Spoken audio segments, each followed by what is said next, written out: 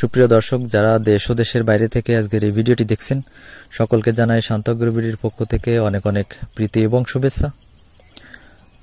তো দর্শক, গলদা চিংড়ি চাষের আরেকটা ভিডিও নিয়ে আসলাম। তো এই মুহূর্তে আমি আমার পুকুরে মাছগুলো চেক করব। আমার এখানে মাছের বয়স আজ গেছে 90 দিন। তো এই 3 মাসে আমার মাছের গ্রোথ কেমন হলো। তো দর্শক, আমি এখানে মূলত হ্যাচারির মাছগুলা চাষ করছি, আর মাছগুলো অনেক নাবিতে এসে আমি এখানে ছাড়ছিলাম, যেহেতু সবেমাত্র মাছের বয়স হচ্ছে 3 মাস। এই 3 মাসে মাছের গ্রোথ যেটা আসছে এর চেয়েও কিন্তু গ্রোথ বেশি হওয়ার কথা ছিল, বাট আমি সেইভাবে খাবারের পরিমাণটা বৃদ্ধি করিনি, আমি খাবারের পরিমাণটা একটু কমায় রাখছি। তো এই মুহূর্তে মাছ মারা যাওয়ার যে ঝুঁকিটা, অনেকেরই দেখবেন যে পুকুরে মাছ মারা, যে একেবারে পুকুর পরিষ্কার হয়ে গেছে, কোনো মাছই নাই, একেবারে টোটালি একেবারে ক্লিয়ার। তো এই টাইমে কিন্তু এই সমস্যাটা দেখা দেয়। প্রত্যেক বছরই এরকম একটা টাইম আসে এই শীতের আগ মুহূর্তে। তো এই টাইমে রৌদ্রের তাপ বেশি থাকে, তারপরে বাতাস কম থাকে। তো এই যে ভ্যাপসা একটা গরম থাকে, মেঘলা আবহাওয়া, এইরকম আবহাওয়ায় কিন্তু হঠাৎ করে এই সমস্যাটা দেখা দিতে পারে।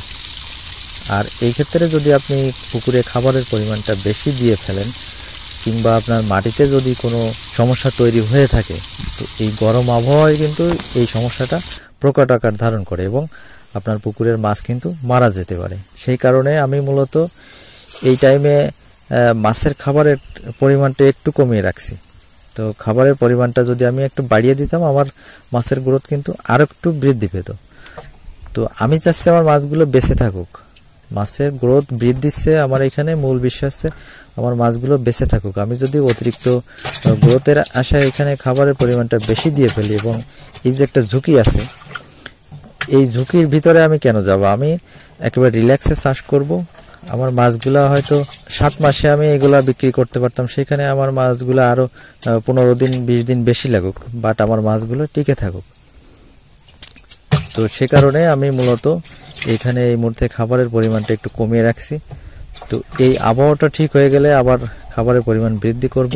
তো 3 মাসে আমার মাছের গ্রোথ আসছে, এটা দেখেন। তো এগুলা কিন্তু অলমেল গলদানা আর ইন্ডিয়ান হাই সুপারও না, এটা আমাদের, এটা হচ্ছে দেশি যে হ্যাচারি রেনু, সেইগুলাই এখানে এবছর আমি ছাড়ছি।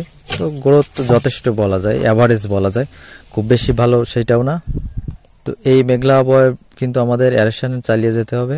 অ্যারেশন ছাড়া যে কোনো মুহূর্তে আমাদের মাছ অক্সিজেন ফেল করতে পারে। তো অতিরিক্ত রৌদ্র হলে অক্সিজেন কমে যেতে পারে, তারপর মেঘ হলে অক্সিজেন কমে যেতে পারে, আবার অতিরিক্ত বৃষ্টি হলেও আমাদের পুকুরের পানিতে সমস্যা দেখা দিতে পারে। তো এই অক্সিজেনের ঘাটতির জন্য এই সমস্ত ওয়েদারগুলো আমাদের ফলো করে তারপরে আমাদের অবশ্যই চাষাবাদ করতে হবে। তো এগুলো মাথায় রাখতে হবে আমার কোন মুহূর্তে অ্যারেশনটা খুব জরুরি। তো অধিকাংশ চাষির দেখেন মাছ মারা গেছে অক্সিজেন ফেল করে। তো দর্শক, এই ছিল আমার গলদা চিংড়ি নিয়ে আজকের আপডেট। তো ভিডিওটি যদি ভালো লাগে অবশ্যই লাইক করবেন, শেয়ার করবেন, আর যদি কোনো মতামত থাকে কমেন্ট বক্সে লিখে জানাবেন। এছাড়া শান্ত আগ্রোবিডি আমাদের ফেসবুক পেজ। তো যারা ফেসবুকে ভিডিও দেখতে পছন্দ করেন অবশ্যই শান্ত আগ্রোবিডি ফেসবুক পেজটি ফলো দিয়ে রাখবেন। তো ধন্যবাদ সাথে থাকার জন্য। দেখা হবে পরবর্তী কোনো ভিডিওতে। ভালো থাকবেন সবাই।